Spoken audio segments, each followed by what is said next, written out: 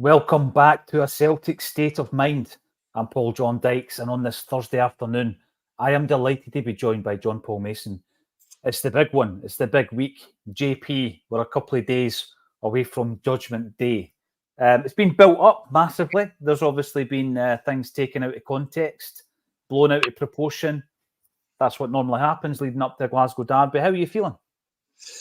Excited, aye. It's I don't know. I know it's Thursday. Are we still allowed to talk about beating Hearts 3-0 on Saturday and putting them back in their place? Because that was what I asked for last week. I think you said 4-0. I actually went out on a limb and put 5-0 on. I was probably caught up in the emotion of the old Albert Kidd in Love Street thing. But when you get something in your mind and you're like, that's going to happen today, and I really had a feeling we were going to smash them. And obviously, Zander Clark pulls off a couple of really good saves. To be fair, so did Joe Hart. But in another game, that there could have been a sending off for them, which would have been definite sort of revenge for Tynecastle anyway. With what happened to us there, so. I mean, the most important thing was to win, and we did it comfortably, and it was hugely enjoyable, from the atmosphere in the ground to Callum McGregor's double tackle running back that got the whole place just went nuts at that, which was great, especially when you've been through every single. I mean, I've been not at every single game. There are maybe 2 home games I've missed because of work. The away games that I've missed probably been because I can't get a ticket because of the allocation. So when you feel like you've been there and you've heard the whole sections of support singing "Sack the Board," you've heard Santa Claus being booed, not by me. All those things sort of just get pushed to one side at a time like Saturday, when all those same people that were in that ground or in those grounds when those things happened were all inevitably there. So that this Celtic team that's motoring right now is stopped all that, and obviously there's some people that will have been like, well, there's factors that contributed to the poor performances, the disjointed performances. I still don't really understand, having read out that team to you last Thursday, how we got beat 2-0 at home off Hearts, but there must have just been some. It must have been far too early. The cross between Ange Postecoglou, the hangover of Ange Postecoglou leaving and Brendan Rodgers coming in, that was only really, 3 or 4 months into his second tenure, and obviously the doubts were there amongst the supporters. Maybe there was doubts amongst the players as well. I don't know. Who knows? Maybe it's taken him a while to win them over. But going into the game on Saturday, as Brendan Rodgers has said, this is the best version of Celtic that he's had to look at since he's been here. And certainly, as a fan supporter, you agree with that, because there was nothing about Saturday. Obviously, the first 10 minutes were a bit nervy, but there was nobody really on that pitch that you could point to say, oh, well, he didn't have a good game. He didn't have a good game. Like, you go around that whole team, everybody was on song. And, you know, Liam Scales signed his new contract the day after we talked about it last week. And then obviously goes into play on Saturday as well. And I didn't think put a foot wrong either. And I think I didn't even look at the social media comments on Friday in the reaction to his signing, because I knew it would make me angry. Ultimately, I was just like, I'll end up getting involved in tete-a-tetes with people online who've got avatars of people that have got nothing to do with them, or you know what I mean? I can't be bothered with that. Like, you've gone down that hole before, and it's not pleasant. You don't like arguing with Celtic fans, so the best thing for me to do was just not look at them. And so that was that. The thing with that is, you're right. It's not good that if there's a difference of opinion, let's just say, JP, that it has to become abusive, because that doesn't happen in real life. If I'm talking to you in a bar somewhere and you and I disagree on something or whatever, it doesn't come to, shouting abuse at each other. Depends what bar you go. There's some bars in. That's true. Aye. Not just Glasgow. I'm sure there's a few of your locals back in the day. I'm thinking of some in Fife, actually. I better not name them. But yeah, you're right. But the point is, in the main, I know what you mean. In the main, and going in the supporters' buses and all that kind of stuff, you would have sometimes heated debates. I keep going back to the guy who didn't like Paul McStay in the last few years of his time at Celtic. And everybody else on the bus is looking at him going, you don't know anything about football. How could you possibly say that about Paul McStay? Couldn't shoot for toffee, what he kept saying. And yeah, you can have your disagreements. But the thing today, and I want to talk about this, is the way that Brendan Rodgers has been dealing with the situation. Because see, if you go back to that Hearts game, and we did speak about it, and actually when you read out that 11, and I've mentioned it since last Thursday, I was surprised at how similar that is to this perfect team. No, not the perfect team, the strongest team, the best version of what Brendan Rodgers has had since he came back. And I think in the summer, if you had said to any Celtic fan, right, give me your start 11 for next season, I'm not sure anybody would have had Liam Scales in it. I really don't. I think by this point, we might have expected to have replaced or bought a backup of a left back. I think there's certain areas of that squad, JP, that you're looking at and you're thinking, right, when you go out there on Saturday and you've got the start 11 as it is, and we'll talk about it, how many Celtic fans would have been happy with that at the start of the season? Probably not many, because it shows that in terms of recruitment, the recruitment's not going well enough.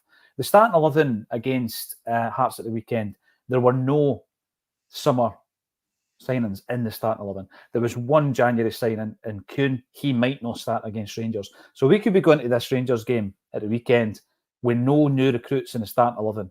That speaks volumes. And this is what I'm talking about when people say, right, in terms of an achievement, is this the best? If Rodgers can win this league, is it his best achievement? Now, people will think you're bonkers if you say anything's better than an invincible treble, right? My point is this, JP, going into that invincible treble, look at the league table. Look at the teams who were playing in the Premiership, the strength of them. Look at some of the teams who were in the Championship at that stage. Look at the strength of the challenge that we had, or non-challenge that we had in the league. And then go through that first season that, when Brendan was here. I can't think of any negative aspect of that season whatsoever. I can't think of any infighting. I can't think of any, really, really poor signings or a concern around the recruitment at that time. I can't remember any of that. I can't remember the Green Brigade getting banned. I can't remember the situation that we've seen this season with Abada, anything quite like that. The loss of form of your top players, the injuries, long-term, some of them, of your top players. We never contended with any of that during Celtic's invincible season. Now, I'm not taking the shine away from it. I mean, looking back, unbelievable. It'll never happen again, JP. I'm very, very doubtful that will ever happen again. But on its own merits this season, if we were to get this over the line, right, I do think it's up there. And I would say it's his best achievement. I think that there's been an element this season where he's kind of been doing his job with one arm tied behind his back. And I'm going to go back to the transition from Ange to Brendan. The recruitment, which has obviously now been addressed. There's been changes within the recruitment team. We'll talk about that as well. Where are you on it? It's maybe not as simple as saying one or the other. I mean, both seasons are completely different. I think you've got to look at the opponent as well, and you're facing a version of Rangers that, like at Lumpet 2 years ago, they got to a European final. Mm-hmm. There was absolutely no sign of that happening back in 2016-17 because they weren't in Europe. That's why. Or were they? Did they get into Europe in that first season by means of being runners-up in the Scottish Cup final? I don't know. But regardless, they were a million miles away from being a team or a club that could do something like that. And of course, now they're essentially Champions League winners by the fact that Borussia Dortmund have got to the Champions League final. So ergo, logic states that they are Champions League winners. So congratulations. Of course. Another invisible trophy. But no, in all seriousness, they are in a better shape. They might have made an absolute mess of Ryan Kent's transfer situation. He was one of the key guys that got them to that final. They also lost Alfredo Morelos for nothing as well, despite both being touted as being, £25 million players at one point. They didn't get a bean for them. That's not our fault. That's their fault. Mismanagement, which all their fans will be raging about, the fact that they've made a mess of that. And it's not really our fault either that they haven't progressed as a club since that European final. And we know exactly how that feels, having been in Seville 21 years ago and then not kicked on from being a European finalist. So there's absolutely no way. Yes, of course, they've done pretty well in European competitions, and then something they like to remind us about regularly, and the fact that we haven't won a knockout tie since 2004 and blah, blah, blah. But it was last time they won a treble. So it's, whatever. But they are in a better position as a club than they were in Brendan Rodgers' first time here. They did have a manager in situ that was supposed to be this mastermind and wunderkid and everything else, but he's since been sacked again since leaving Rangers. So can he be that good? Clement comes in, looks a decent manager, and rallies the troops and puts them on a run, which also is then adversity against Brendan Rodgers, because he's finally dealing with a worthy opponent. Really, if you think about it, or so we're led to believe.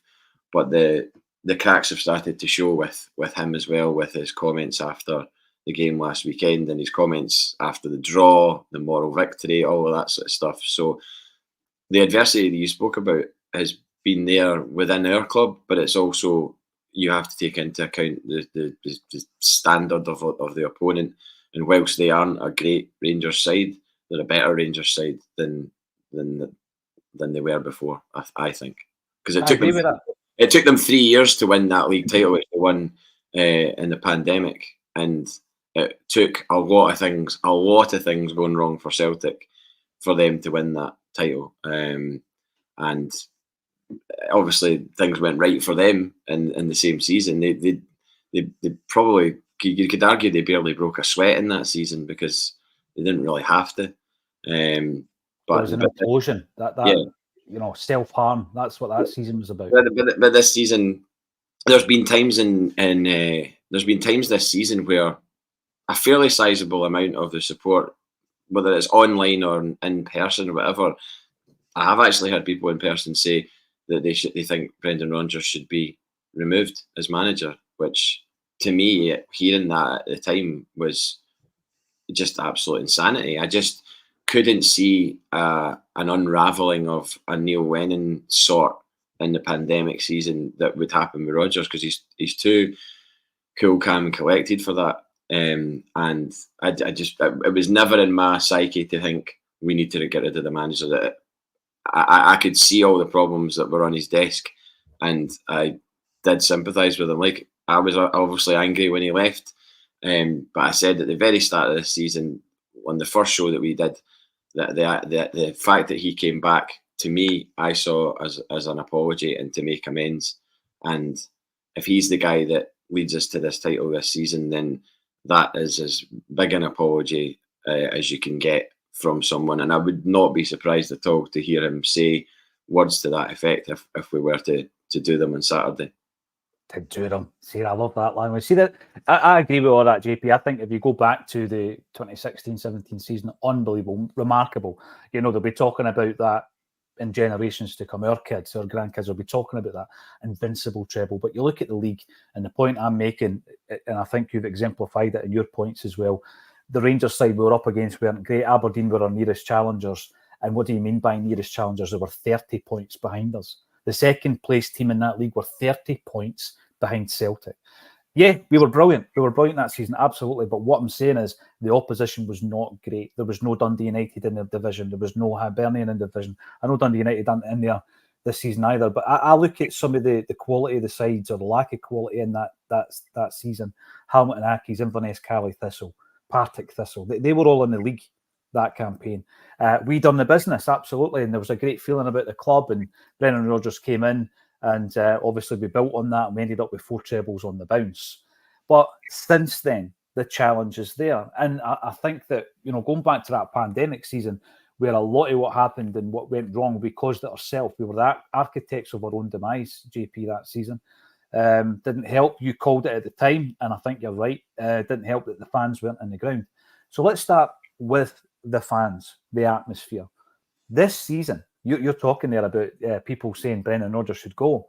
In the last few weeks, I've heard Callum McGregor should be getting dropped. I mean, it's been one of the kinds of seasons where you've heard the sack the board comments and chants.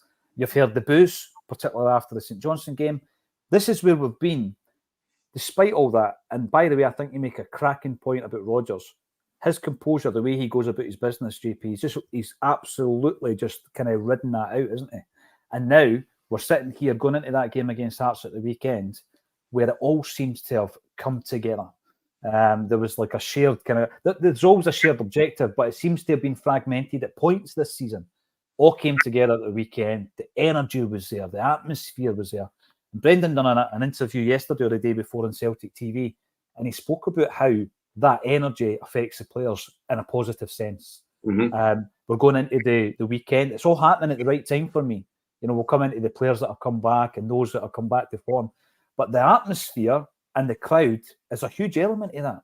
And going into that game at the weekend, JP, what about the decision not to give away fans an allocation? That seems to have backfired, because that's going to be key this weekend. Well, yeah. I mean, if the roles were reversed and we were having to go to Ibrox, to a full house of Ibrox with no Celtic supporters, I wouldn't really be. Maybe I would be a bit more confident with this side, but it's certainly you feel like you're half a man down before you even kick the ball, because you don't have that. I suppose it's the same as anything. Like if when I was a wee guy, if my dad came to watch me play football, I would maybe try an extra step up a gear. Yeah, you know what I mean, and that was my dad watching me on his own at the side of a pitch. If that happened, you know, I mean, I'd never played at any major level. I played. My friend, there was a scout. Remember, there was a scout at the game, JP. Some guy standing up there with a big, long Inspector Gadget jacket, taking notes. Everybody's levels went up a wee bit.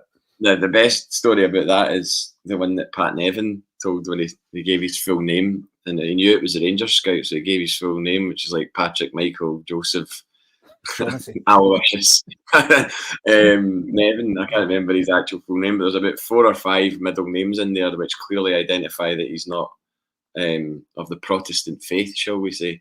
And he was quickly looked over for a gig at Rangers, which he was happy about, because I don't think he had any intention of wanting to go.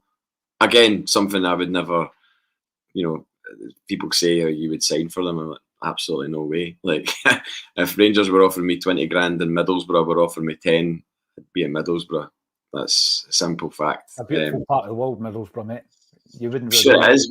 But if I was earning 10 grand a week, I would make sure I found a nicer park just outside it. But no, just like, I think if you do try harder if someone's watching you, and 60,000 people who are all willing you to do well are watching you, then you're going to find an extra gear, surely, in that. You're going to run that extra bit. If players are seeing the way that we're reacting to Callum McGregor going back, just simply doing his job, just all he was doing was tracking a runner.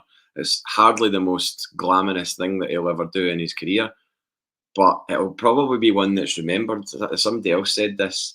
I think it was John Hughes actually said, like, people will be talking about that for a long, long time, in the same way that people talk about Moravcik trapping the ball with his derriere.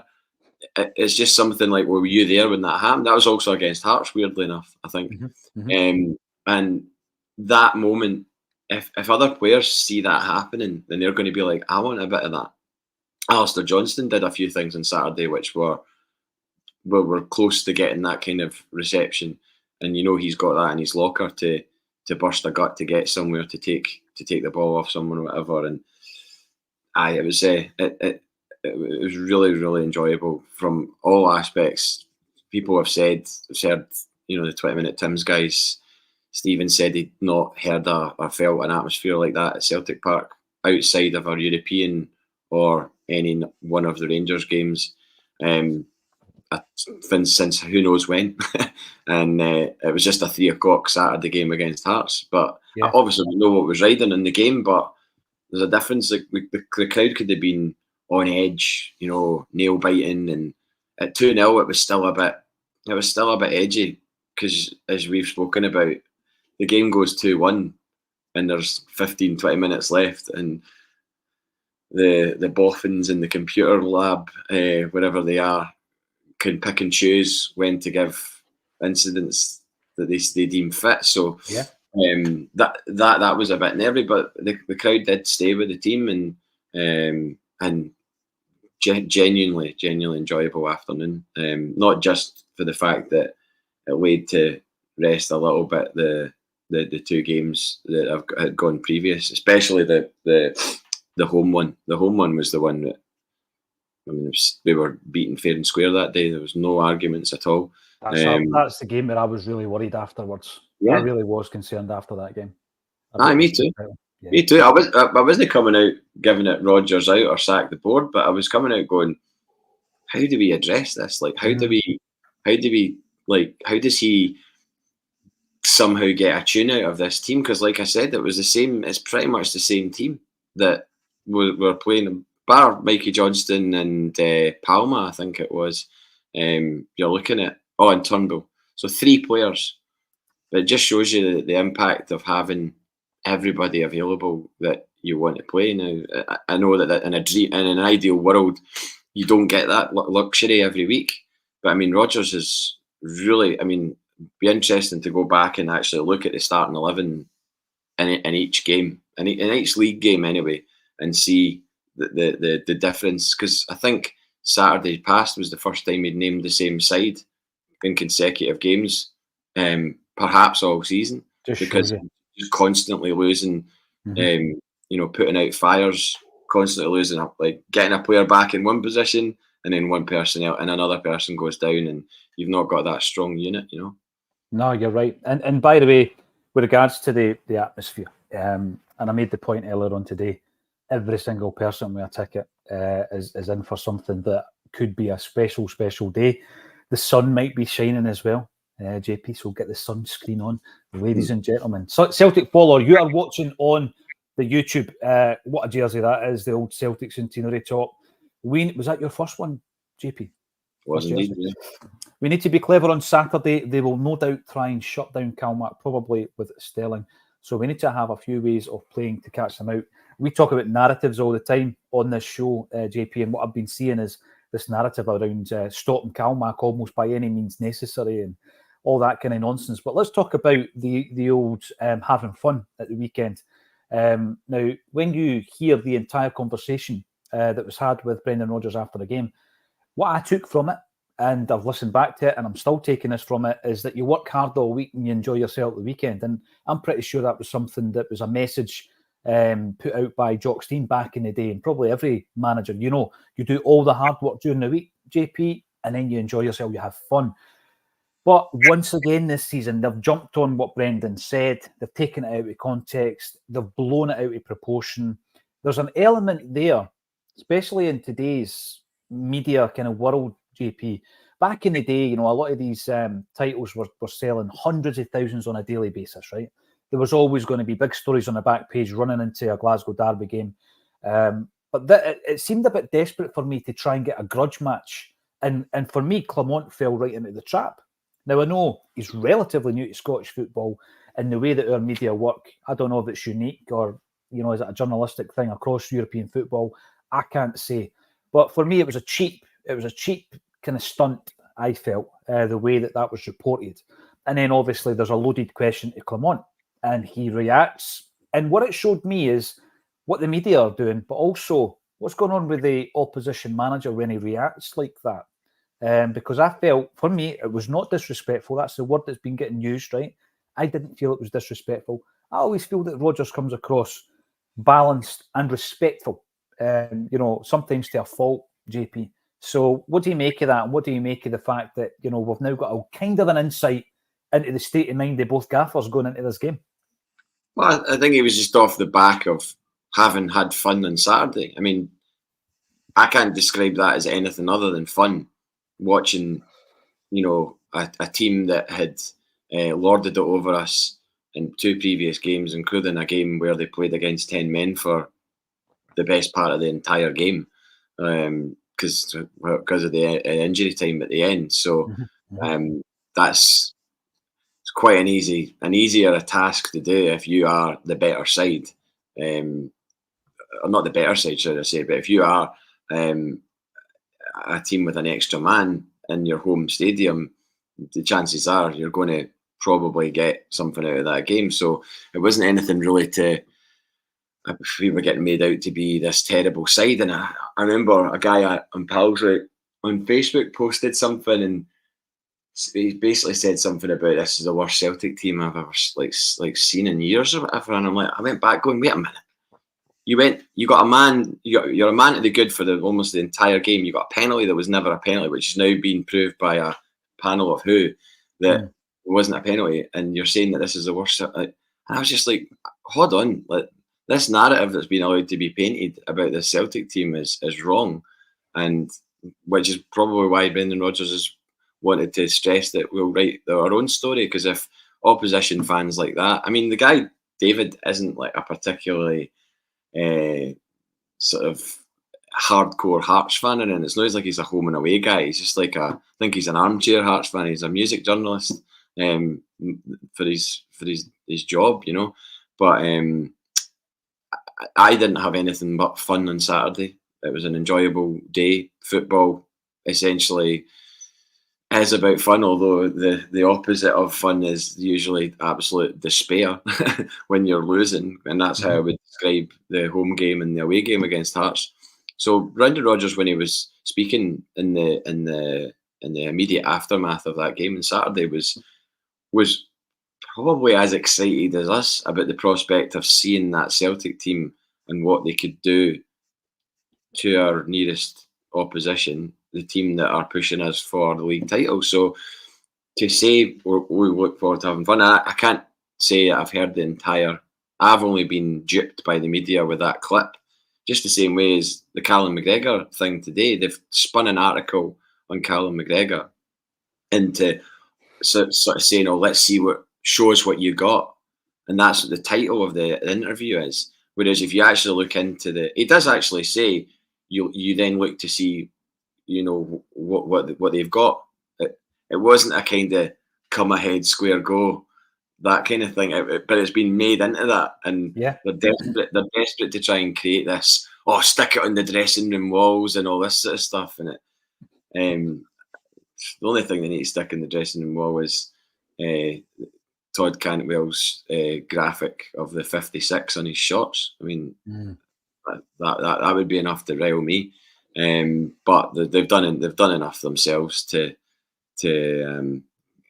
make it a little bit difficult for themselves on Saturday in terms of all this stuff with the fans and the players and this autographs and everything else like that. That's not good. The Silva celebration, which has been widely condemned by their fan base as well for having the audacity to give it that to them when he's a £35 million player and he scores a goal against Kilmarnock at home who are down to 10 men. Big wow. Like, seriously, that's something that you think that you can go to your support with that way. Then, I mean, again, that guy was signed for 35 million and he's on loan at Rangers. Like, would Rangers 7 years ago have been able to get a guy on loan who's cost 35 million? That's a great example. Precisely. You look at the players that were coming up. You've got a guy in there that his mouth and his Twitter platform is going to get him into some serious trouble. It's ongoing as we speak. Joey Barton, the guy was at the end of his career. He was done. And, you know, again, all mouth. But see, the way I look at that, you're talking about Silva, Butland, who was the other one? Barisic, right? So they three guys have been involved in spats, let's say, with the fan base. Can you imagine for a moment Joe Hart having that kind of flashpoint with a Celtic fan? No chance. No happening, right? You imagine a player we've got on loan from a club in England, Adam Ida. Can you imagine Adam Ida doing that to the Celtic support? No way is that happening. And I don't know who your alternative to Barisic would be. Greg Taylor, I guess, right? Would Greg Taylor do that to Celtic man? It's not happening. So I just think that the focus and the composure that you spoke about earlier, JP, that is paramount to us keeping the head and getting in a performance at the weekend. If you go into that game and you're full of anger, you know, the energy's all wrong. And you're going to make mistakes and you're going to be probably over the top, particularly in that opening stage of the game that can actually pass you by if you're not careful. And I think Celtic are going into it with composure. I watched the Brendan Rodgers and the Callum McGregor interviews this week. And I just felt there was a calmness. But again, ultimate respect, there always is ultimate respect for the opposition. But the media types are you know that this is their season. Like they've got to come and win. That is an absolute fact. I mean, a draw doesn't do anything. Well, obviously a draw does do something for them, because say it's a draw and then we go to Kilmarnock on Wednesday and we don't get the full 3 points or whatever, then that makes the last weekend interesting. But I cannot see us losing the last 2 games after that. I just don't see that happening. We could maybe lose at Kilmarnock, but I don't see us not winning at Celtic Park in front of a home crowd the following weekend. I just don't see that happening. Famous last words and all that, but they've got to come on Saturday, and the fact that they've got to do that does leave them exposed to what we have in our arsenal, and there's no. I don't think there's anything overly bullshit by saying, look what we've got in our arsenal to damage them. We've got a deadly striker who's scored against them twice already this season. Winning Back goals. Winning goals.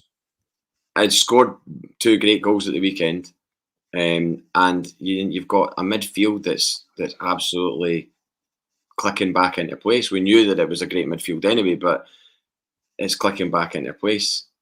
Are these the last games of Matt O'Reilly in a Celtic shirt? Time will tell. If they are, I'm damn sure he wants to go out, knowing that he's firmly contributed to these games, as he has done all season.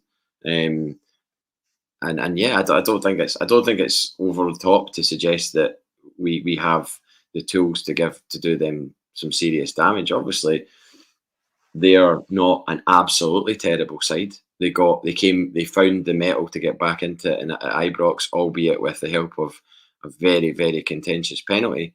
No surprises there that's something that they relied upon. I mean, it's insane, that whole Kilmarnock thing last weekend with the first 25 minutes of that game. You're just like, wow, man, like really? Like, how many penalties are they going to get? But you've got to be mindful of that, because even at 2-1, they got it back. But for a foul in the middle of the park, they would have got it to 2-2 very quickly, and may have gone on to win that. Who knows how the momentum might have swung in that game? But fortunately, we had damage to do off the bench in Adam Idah, and it's unlikely that Adam Idah is going to start on Saturday. But to have him to come off the bench, to have even Palmer, as much as he's just so frustrating, that he can rise to it and do damage. I mean, who would bet against Palmer coming off the bench and scoring a goal on Saturday just to shut anybody up that's criticised them? Like, I know, and that's so possible. As long as he doesn't give it that. Properly, like. Jerkovich, were you at the game? We're playing Kilmarnock, and it was midweek at Celtic Park, and he gave it one of them to the Celtic fans. He scored 2, I think, that night. Yeah. And you're like, nah, don't do that. But you're right. Interestingly enough, it was yourself, JP, that spoke about Jamesy Forrest scoring an important goal between the time that you said it and the end of the season. He's come in and absolutely, for me, is a stick on to start the game, actually, against Rangers. And you've just said something there that I find interesting. You could become a hero. You can really, you could have been much maligned all season. You could have been hot and cold. You could be like Palmer or Yang, a player like that. Or you could be somebody like Kuhn, who I think a lot of people are reserving judgment on at the moment. And you go out there and do something special. And you know what? You become a hero almost with that one kick or header of the ball. You've brought up the officiating, which again, if you were to watch in isolation the opening stages of that game you were referring to, David Dickinson was a ref in that. It was like Operation Get Rangers the victory. Get them the win. Or certainly get them the first goal. Yep. You know what I mean? Because like that, set them on their way. Aye. Get them the first goal at home. Kilmarnock, down to 10 and all the rest of it. We know how it's going to go. I was reading this today. This was quite interesting. I think it was posted yesterday on Twitter. Lint is someone who keeps an eye on the goings-on with regards to the officiating in the Scottish game. And he was saying that there's been 5 records broken this season.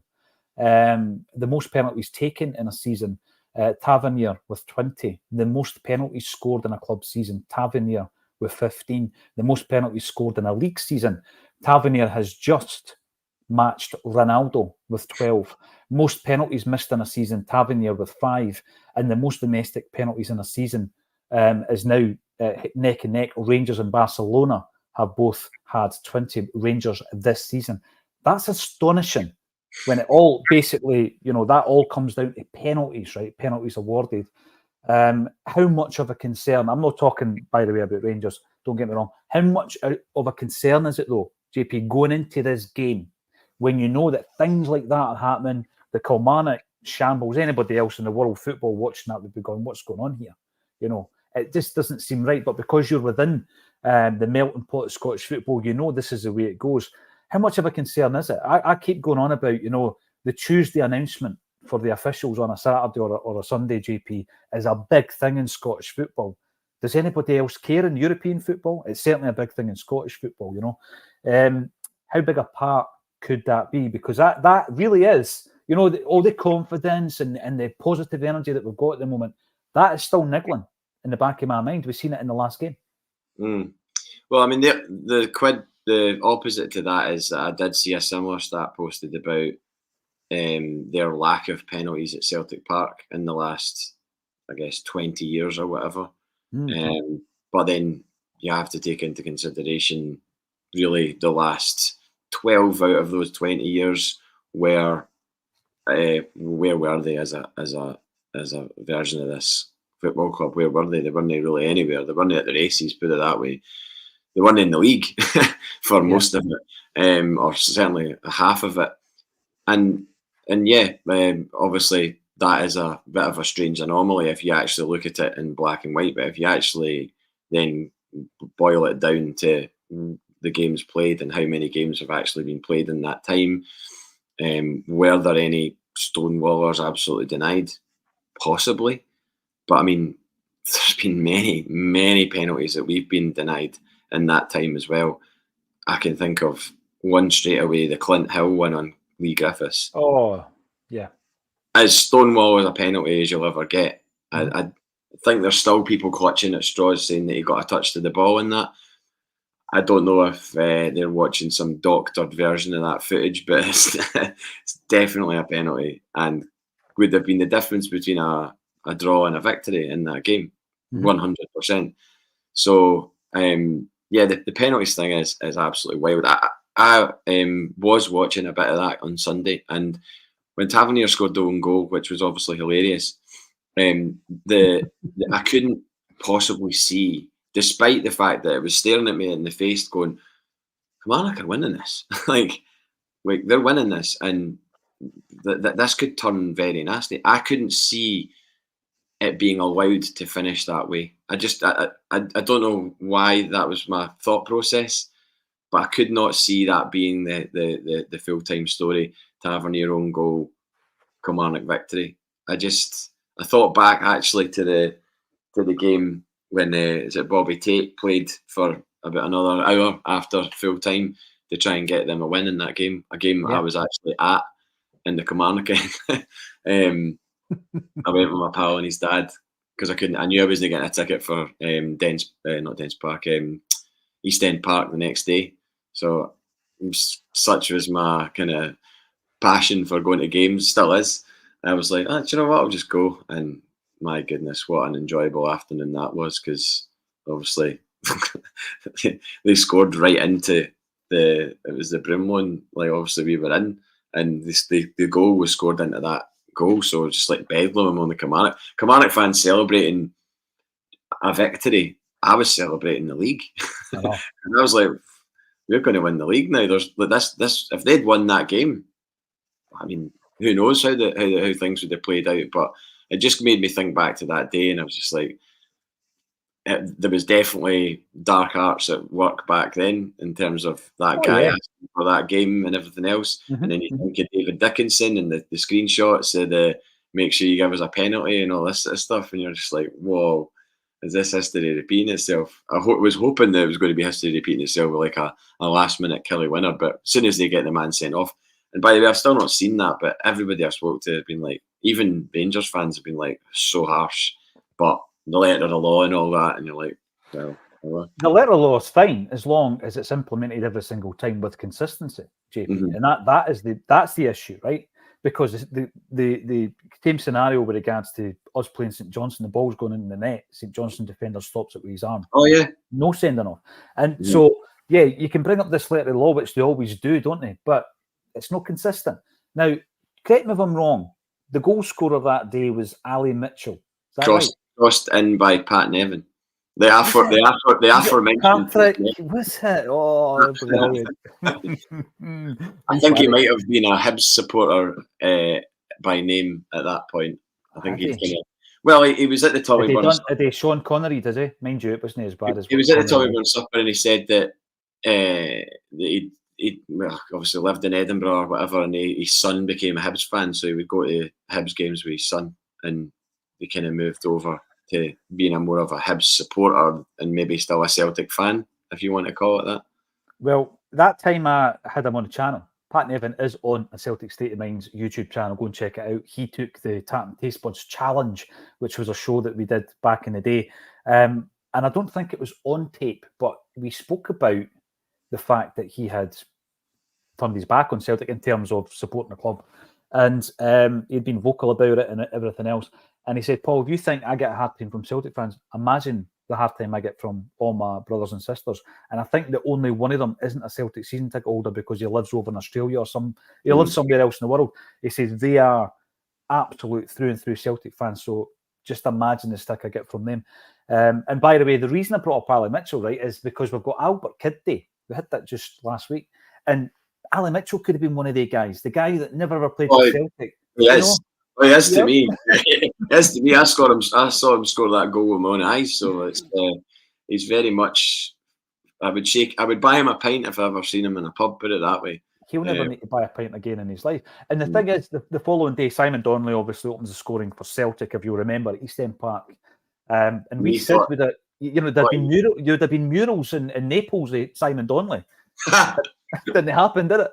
The gable end of a building in Naples with Maradona on one side and Simon Donnelly on the other. Simon Donnelly on the other, absolutely. It didn't happen.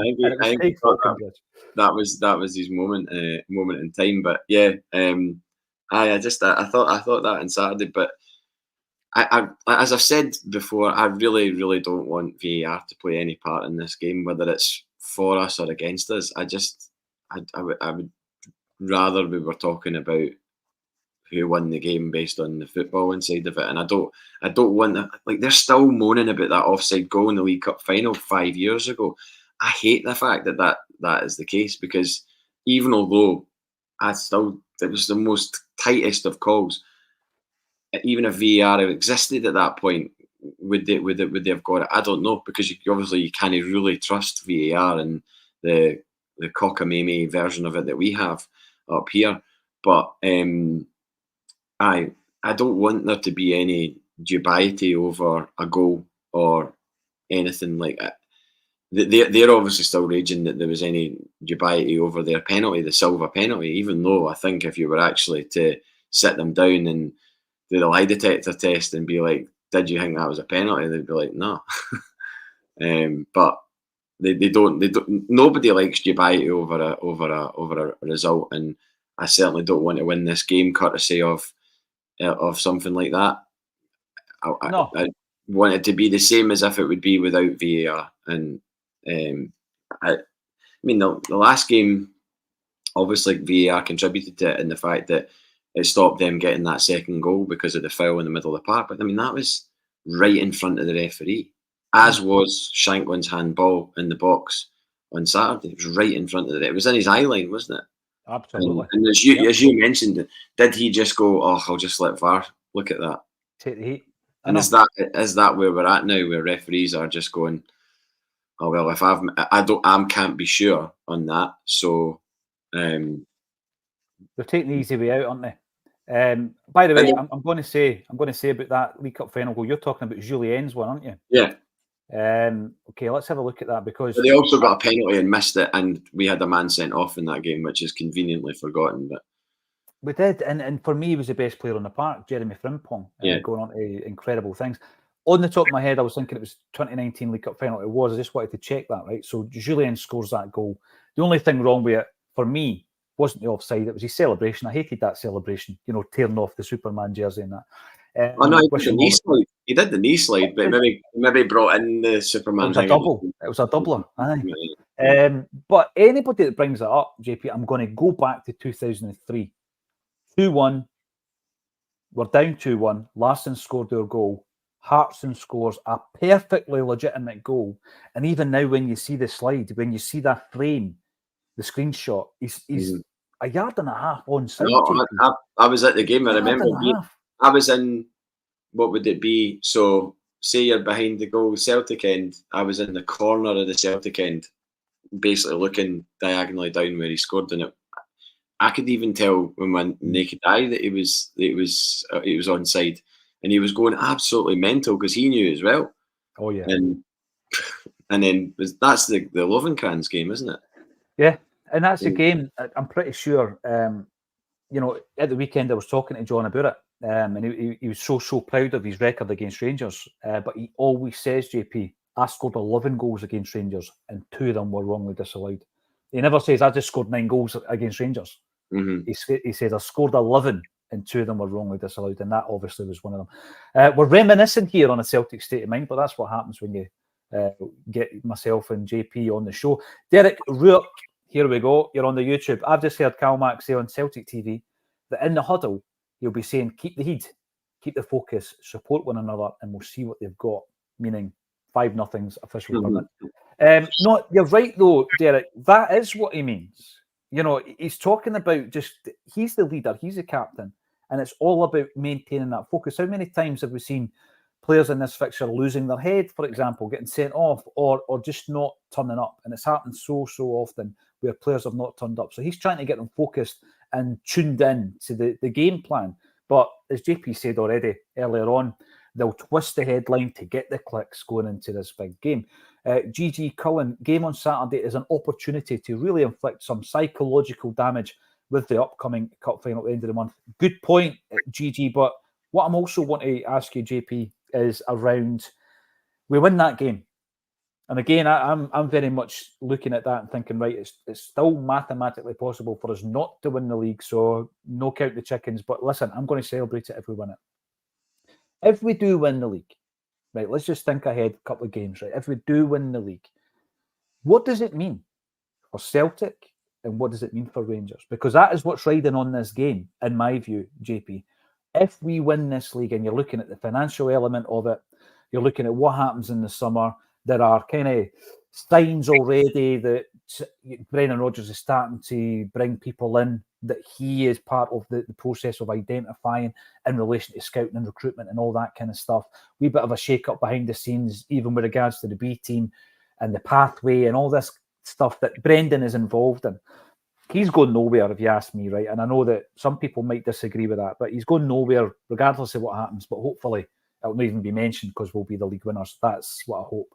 But what does that mean? Because going on about this potentially, and that's what the tagline says, the biggest Glasgow Derby yet. And I think it is, because the repercussions for both sides are huge, in the positive and the negative. If Celtic win this game, go on to win the league, JP, what does it mean for both sides, both clubs? I think at that point, in terms of Celtic, it's over to the powers that be to prove that they can right the wrong of last summer, and the fact that those players aren't in the starting 11 in the biggest Celtic Rangers game, certainly for a long time, for many years, in that the title is on the line. Effectively, it's up to them to really, like, obviously everybody sort of said we'll just park our concerns over everything to do with Celtic that we had going out through the season to support the club, because once that transfer window shut in January, it was, as I said at the time, why are we singing sack the board? Like, nothing's going to happen. This is just negative energy that nobody really needs. Like, the same with booing. Like, And I didn't understand it then. I don't understand it now. It's not something I feel comfortable about. I certainly don't feel comfortable about the fact that it's happened in the season, whether it was Santa Claus or the team itself. I just think it's a bit it's a bit pantomime for me, and I don't subscribe to it. But it's up to them to. I get where the concerns were coming from. I was as frustrated as anybody at the fact that we'd signed all these guys who aren't slotting into the side and aren't challenging for the places every week. That wasn't even happening. They were completely out of the picture. You've also got the severe amount of, I'm sorry to say, dead wood. The James McCarthy situation, madness. Like, why? How it not being spoke about? It's just money hemorrhaging every week. Like, there's got to be some compromise on that in the summer, because he can't be allowed to have another season of just training on his own somewhere and being completely jettisoned from the squad whilst also training. I mean, my season ticket came through last week, and it's gone from £707 to £754. Now, I certainly am not going to make the claim that I pay the players' wages, unlike others this week, right? Certainly not directly. I mean, that's a drop in the ocean, really. But it is frustrating when you're paying that level of money to the club and you see any penny of it getting wasted. And I've seen a lot of money get wasted at Celtic in the 20 years combined that I've been a season ticket holder, and that's really frustrating. It hasn't led me to boo, but it's certainly led to me to be annoyed and frustrated with the direction the club's going. So it's up to the Celtic board. You pointed out that were we to win the league, we would be embarrassed with riches, to the point that we should be able to go out and increase the bar on where we're spending money. Which is why when you hear us being linked with Liam Kelly from Motherwell, no disrespect to him, but like, that's not a goalkeeper that should be replacing Joe Hart. Now, that's just rumour. That's just rumour. Could be nonsense. Who knows? I don't know. But those are big boots to fill in Joe Hart. So that's just one of the things on their desk to deal with when the curtain comes down this season. That's the first one, and I'd argue probably the most important. They need to get the keeper right, because we've seen what happens when you get a keeper wrong. Don't spend $5 million on somebody that you're not willing to hang your hat on. And yeah, it's just about backing and supporting the manager being happy with the signings that's coming in and having the input, and not balking at a team if they ask for a couple of million more for a player. You don't want to be in a scenario where, like, you go offer $5 million and they want $7 million and you go, oh no. Really, I mean, if it's the right player and the right fit as a person and as a player, and the manager wants them, then sometimes you need to pay over the odds for players, especially if you're increasing season ticket prices like that. For Rangers, the majority of their fans will look to the positive and be like, oh, well, Clement will get a full pre-season, and, you know, he'll get to put his mark on the team, and we'll get rid of X, Y, and Z, and we'll get 10 million for Tavernier from Saudi Arabia, and we'll get 5 million for Goldson from Saudi Arabia. And like, okay, Saudi Arabia have got money to fling around. They're not completely insane, though. I don't think they're going to be getting any sort of money like that for either of those players. So then they need to be very, very, very clever at a certain level in the transfer market. And we've seen how difficult that is to be, because we've been operating at that level and signing players at that level and not getting any joy out of it. I mean, we spent $4.5 million on a centre half from Poland, and he's not really cemented any kind of place this season in the team. But that's the positive way they'll spin it. The negative way for maybe people with a reality check will be that they've got a guy who's failed again. He might not have had the full season, but he's failed if he doesn't win the league. There's no question about that. Then puts immense pressure on him in the first couple of months of next season, because he has a couple of bad results in August, September this year. Then the knives will be out, and there'll be probably more than knives. There'll be rocket launchers and whatever else they can get their hands on, because that won't be a pleasant situation. So that's what this season does. in my opinion. Yeah, that's what's riding on it, JP. And by the way, going back to your previous point, his full name is Patrick Kevin Francis Michael Nevin. So no idea why the Rangers scout would have thought for a moment that he was a Roman Catholic. It puts me in mind a boy I went to primary school with, Kevin Barry Michael Causa. What's his name? Aye, Kev, if you're tuning in, hope you're all right, pal. Haven't seen you in 30 years. But yes, it's that type of chat around the player, the recruitment. If we were to bring in somebody like Liam Kelly, and that was your first choice, that worries me. That really does worry me, because I think that you're right in what you've said. Vasilis Barkas gave an interview, a very rare interview in terms of his Celtic career. During the week there, Callum McFadden got the scoop, and he was talking about how difficult it was for him and all the rest of it. And I've often wondered, JP, how difficult, obviously, it was for everybody, but these new guys coming in, Albion Ayeti as well, Shane Duffy, they forevermore will be known as big-time flops at Celtic.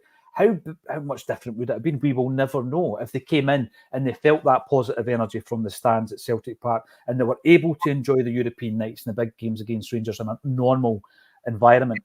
It's a shame, I've got to say, but yeah, after that experiment of chucking money at a player like that, I can see on one hand why the Celtic board would like to tread carefully, but on the other hand, don't tread so carefully that you get a guy who apparently, in terms of goalkeeping stats, is the worst in the league, right? So I know that sometimes you play a team and you think that goalie looks good. Go and check out Alan Morrison, because he's done a deep dive on goalies and he's spoken about this. And his stats tell him that guy, in terms of the saves per shot and all this kind of stuff, don't sign him. I think in the summer, though, we might have to sign 2 goalies. We might have to sign 2 because Hart's retiring. Siegrist is in the car share with James McCarthy. And Scott Bain, I was reading, in terms of his future at the club, it's unclear around his contract. Now, I know if you go and check some of these sites like Transfermarkt, it will give you a date. There was a rumour last season that he signed a new contract, remember, but it was never announced by the club. So it'd be nice to clarify that, because if you're going to have him in, I'm talking about Kelly now, you're looking at him as a backup, I would suggest. You're looking at him for the Scottish quota, and then you can go out and buy your first choice goalie, whoever that may be. We've been linked to quite a few. Joe Hamilton, welcome to the show. Fighting amongst themselves. You couldn't write that script. Bottle jobs. Well, it's not going to do them any good, I don't think. And Paddy Lavery, yes, I do look forward to meeting you again, Paddy, in 8 days. And I'll buy you a pint in Dunoon, because we do have a gig with Joe Miller and Peter Grant in Dunoon a week tomorrow. Really looking forward to it. The big man, Ewan Martin's putting in a lot of work behind the scenes to push the last few tickets if you want to come along and you're in the area. And apparently it's a beautiful part of the world. I don't know what it's like for music venues and stuff, JP. Great. I am. It was about 12 years ago. Frightened Rabbit did a Highlands and Islands tour, and they went all round the place, and they finished up at the, I don't know if it's the town hall in Dunoon, but is it the Borough Hall? Is it the Borough Hall? That's where we're doing the gig. That's where we're doing this gig. I'll check it out, but that was the last. I was fully occupied with the venue that I was working in at the time in Edinburgh, so getting time off wasn't as easy as all that. So I only made it to one of those gigs, and it was the last one. And I remember getting the ferry from. I must have got the ferry from Gurek to I think it's Gurek. Yeah. I remember being on the ferry, and it was a really, really nice day. And it was probably not far off this time of year either, in terms of the weather. So it was a nice place, and I'm sure it'll be class. It's good to, having grown up in Bathgate, it's good when things happen in your wee town that wouldn't normally happen. It's kind of almost unheard of, because everybody's so used to travelling to Glasgow or Edinburgh or whatever. So the big cities, when someone comes and you can actually just walk to the event you're going to, rather than have to get planes, trains and automobiles, it's always good. They go to you instead of you going to them, kind of thing. Yeah, looking forward to it, JP. We will travel. Have an ex-Celtic player, we will travel, absolutely. There's a few coming up, and we'll always share the tickets and the links underneath this video.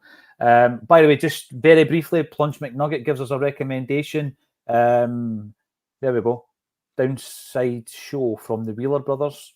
Don't know if you're aware of that, JP. I'll check it out. They sound country though, so although I went to a country event in March at the Hydro, the Country to Country Festival.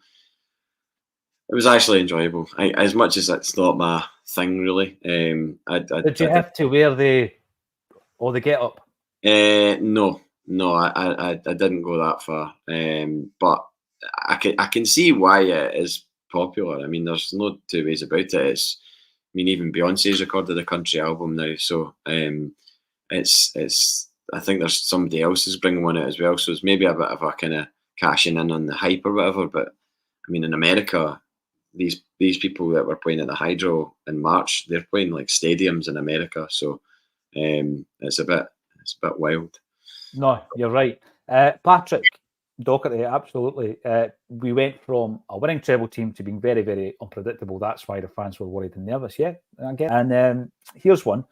Patrick McLaughlin got his Player of the Year award in 1996 off Pat Nevin. He played for the boys' club I was in. JP, who presented Jubilee Awards? Who's the ex-player that presented Jubilee Awards? I've got one in my mind. I've got a photograph actually. As soon as he said that, as soon as I read that, I was like, well, I didn't get any awards at Polbeth. I used to play for Polbeth United under 18s, the halcyon days. What colour were your jerseys, mate? Oh God, red, white, and blue. and yeah, that's the guy that like ran the team, or I don't know if he owned it, or he certainly was like the main sponsor. But John Heaney is a long time sponsor of Celtic, and Right. his son Mark was in my year at school, and Mark's now in charge of the company. They're also a sponsor of Livingston. I saw they renewed because they're based in Livingston, so I saw they renewed their sponsorship with them. And John Heaney's name used to always be, remember the old LED boards at Celtic Park? Yeah, I do. It always was it W.A. Wilson was on the side of it, wasn't it? Aye, yeah. But JHE the electricians, they would always come up on the screen and I'd be like, there's your dad, Mark, and like, this is obviously before Mark worked. Mark was still at school. Mark actually used to help get me tickets. He got me a ticket for me and my dad for the semi-final that Brian O'Neill scored the winner against Aberdeen. At Ibrox. Yeah, at Ibrox. Yeah. I remember he got his tickets for that. But I did get presented. I kind of like not flunked my hires, but like I didn't get the hires that I needed to get into university. So I went to this thing called summer school at Edinburgh Uni. And it was basically, if you did that and completed it and passed it, then that sort of bolstered your application for uni. So I did. And then at the awards ceremony, the person that gave me my scroll was John Colquhoun. Oh, I love John Colquhoun. He was a massive Celtic fan. I love John Colquhoun. I'm just going to say that. And by the way, there is an interview on the Acsom channel on YouTube. The very first guest we ever had in the Dalkeith studio back in the day was John Colquhoun. All right. He walked in wearing a Frightened Rabbit t-shirt. What? Absolutely. No way. He did. Really? He had a Frightened Rabbit t-shirt on. Yeah. And Wow. then we had a wall of vinyl in the studio. And I said to John Colquhoun, pick a record that's a talking point, right? And it was all 7-inch singles. And he picked out The Cutter by Echo and the Bunnymen. He goes, my mate used to play bass. He was the bass tech. And sometimes now and again he would play bass with him. And it turned out it was Michael Jobson, the younger brother of Richard Jobson. So from that, John Colquhoun put me in touch with Michael. I ended up interviewing him for the channel and all that. Well, John Colquhoun, lovely fella. Weirdly enough, Frightened Rabbit supported Echo and the Bunnymen in Australia.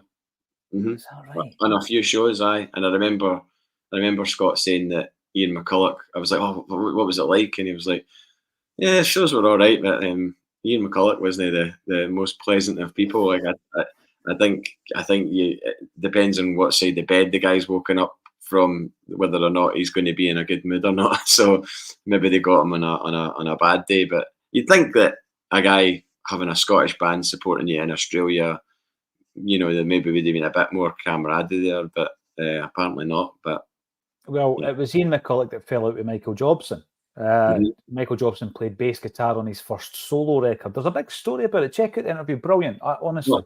Actually, having seen Echo and the Bunnymen live, I watched them at Wickerman Festival, and from pretty much song one, Ian McCulloch was just berating like one of their crew, like their guitar tech or whatever. Like he was screaming at him like to come on, and the guy would come on and like swap guitars, and then he was clearly not happy with what was going on, and just like instead of being like kind of a bit more professional about it, instead of just being like saying things off mic or whatever. He was absolutely chastising this guy down the mic in front of thousands of people. It was a bit odd. Tight in front of the crowd. Yeah. That no, but John Calhoun, I'm surprised I never mentioned that to you about Brighton Rabbit. Yeah, big fan is John. But thank you everybody for getting involved. It's been really, really busy today in the comments section. About 1,400 live on a Thursday. It's a big week, obviously. We'll be getting all the predictions coming in and everything else. I'm going to stick to my guns, JP.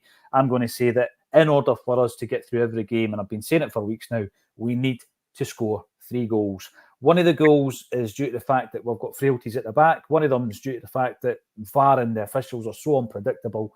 And the other one, hopefully, is to win the game. And I thought we had won that game with that theory in mind at Ibrox. And obviously, we lost the 3-2 lead at the last minute of that particular match.